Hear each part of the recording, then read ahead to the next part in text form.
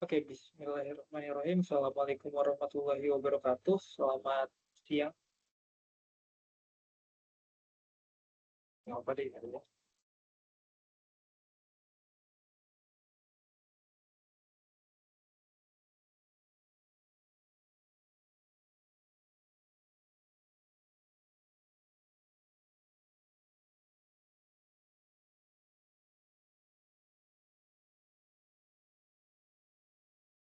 Oke, bismillahirrahmanirrahim. Assalamualaikum warahmatullahi wabarakatuh. Selamat siang, Ibu Pustika Yunik Puri SEM, MSIM.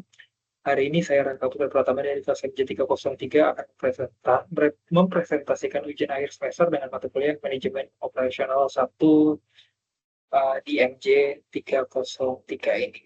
Oke. Di mana hari ini kita akan membahas pola produksi dan juga manajemen proyek. Yang pertama, pola produksi, di mana kita mendapatkan soal PT Musa mempunyai pola penjualan per triwulan dalam unit sebagai berikut, di mana kita diminta untuk menentukan pola yang cocok bagi perusahaan tersebut, baik produksi konstan, apakah bergelombang, atau moderat dengan informasi atau data yang sudah ada di soal ini.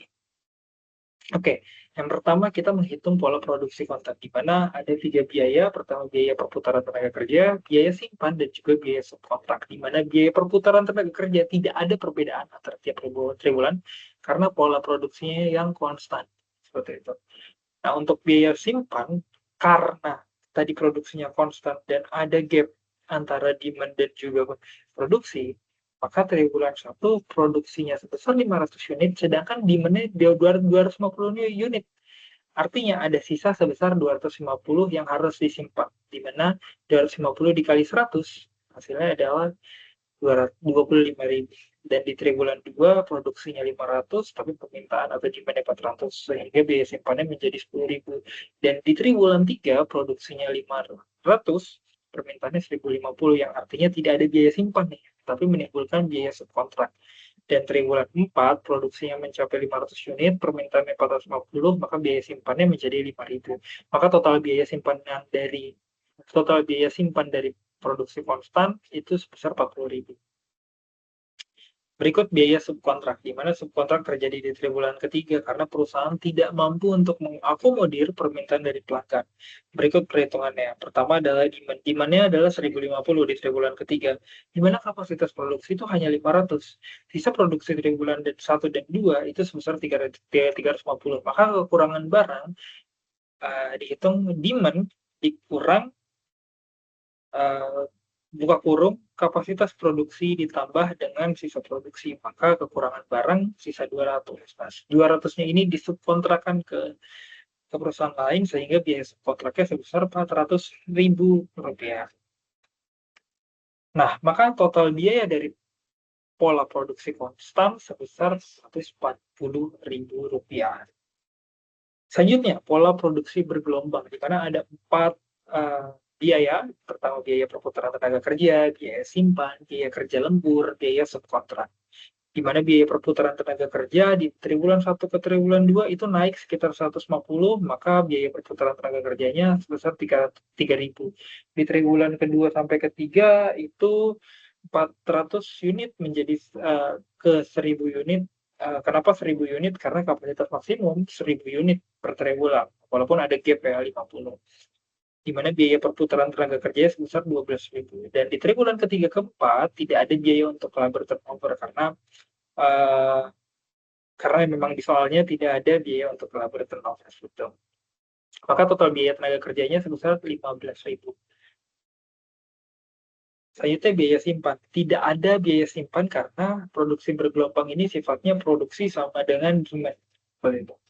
Nah, biaya kerja lembur. Biaya lembur dibayarkan untuk triwulan ketiga karena produksi di triwulan 3 mencapai 1.000 unit, yang artinya di atas batas yang ada di soal atau di informasi, di mana di informasi minimal itu sebesar 700. Maka biaya lemburnya adalah 300 atau 1.000 dikurang 700 dikali dengan 1.000.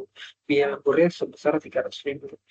Dan yang terakhir biaya subkontrak, karena tadi ada di triwulan jumlah permintaannya lebih besar daripada kapasitas produksi, maka biaya subkontraknya menjadi 100.000. Total biaya pola bergelombang sebesar 415.000.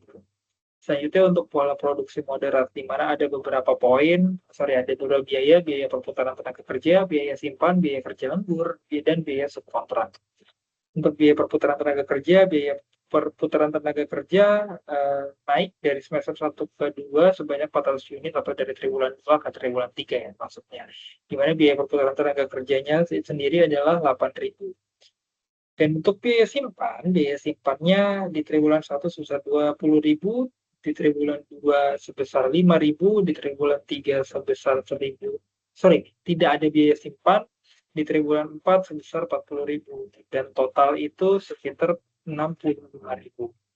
Dan untuk kerja lembur itu hanya ada di semester 2 atau di triwulan 3 dan 4, di mana biaya lemburnya sebesar 150.000 di triwulan 3 dan triwulan 4 sama sebesar 150.000. Maka total biaya lembur 300.000. Biaya subkontrak tidak ada subkontrak karena semua permintaan sama dengan jumlah produksi dari PT Muzak. Nah ini total biayanya pola bergelombang ini saya salah, mohon maaf, itu sebesar 373. Maka kalau kita bisa lihat dari data di atas, maka pola produksi yang sebaiknya dipilih oleh perusahaan adalah pola moderat karena biaya yang dikeluarkan atau cost-nya lebih kecil dibandingkan pola konstan maupun juga pola bergelombang. Itu dari pola produksi, sekarang ke manajemen proyek, di mana manajemen proyek ini sendiri ada beberapa kegiatan mulai dari A sampai G, di mana kegiatan A memakan waktu 6 jam, kegiatan B memakan waktu 7 jam, kegiatan C memakan waktu 5 jam tetapi mempunyai dependensi dengan A. Kegiatan A untuk D 6 jam dengan dependensi B dan C, E 5 jam dengan dependensi kegiatan B dan C juga, F dengan waktu paling lama yaitu 8 jam dengan dependensi D, dan yang terakhir adalah G dengan memakan waktu 4 jam dengan dependensi E dan F atau waterfall ya. Nah, kita diminta untuk menggambarkan jaringan proyek dan hitunglah selak timeline dan tunjukkan jalur kritis pada proyek ini. Kalau di manajemen proyek di IT mungkin ya kita bisa sebut ini adalah waterfall karena ada beberapa step yang harus dilakukan sebelum step ini bisa jalan seperti ya. Maka kalau kita bicara waterfall dari A ke C, ini adalah dependensi C itu adalah A, dan kalau dari B tidak punya dependensi apapun, tapi D dan E mempunyai dua dependensi yang sama yaitu C dan B, di mana D memerlukan C selesai dulu dan juga B selesai dulu baru D bisa running, sementara E sama C dan B harus selesai dulu baru dia bisa running. Dan setelah D ke F atau F butuh D untuk jalan terlebih dahulu untuk F bisa jalan, dan terakhir G butuh E dan F untuk bisa jalan gitu. Maka kalau kita lihat jalur kritis pada proyek ini adalah dari A ke C, dari C ke D, dari D ke F, dari F ke G seperti itu. Nah, mungkin itu dari saya, Bu. Terima kasih atas waktunya. Mohon maaf jika ada kekurangan, kurang lebihnya mohon maaf.